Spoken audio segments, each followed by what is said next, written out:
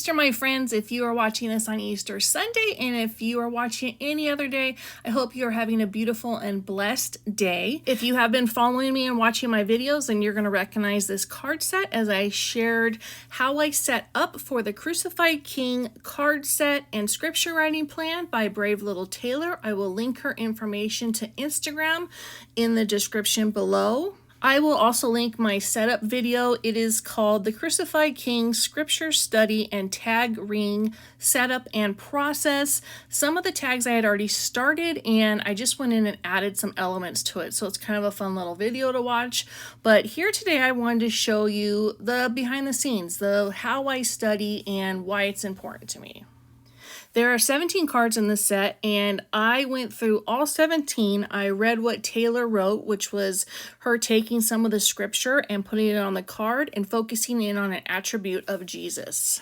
So what you're seeing is I broke down each day and I wrote out all the scripture that she included on the bottom of the card to look at it from various people that wrote about Jesus in the Bible, as well as to hear his own words. And I think it's an incredible study for this time of the year, obviously, but really for any time of the year when someone needs to understand what Jesus went through, especially the last week of his life, which included betrayal, brokenness, him being arrested, disowned, questioned, handed over, mocked and beaten, carried, crucified, and all that culminating into his resurrection.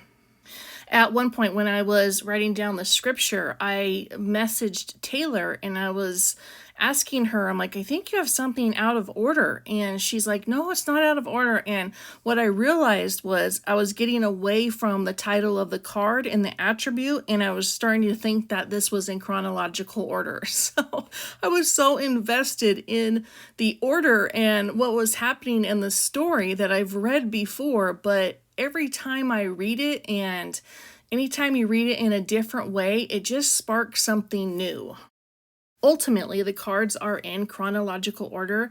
She just did a beautiful job of weaving together the New Testament gospel narratives with the Old Testament prophecy. And that's where I was getting a little bit confused. And it wasn't really just confusing. It was just like I was so into this story and this story that I've known for so long. But again, just reading it over and over, it just brings up something so worthy of being read every single year, if not more often.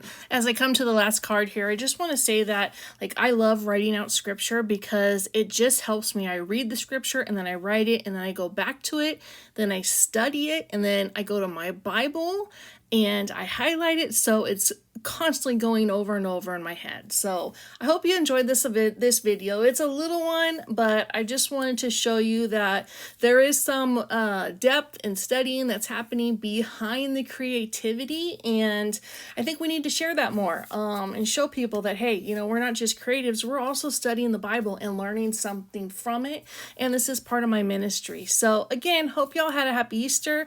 Know that each one of you are loved, and God bless each and every single one of you.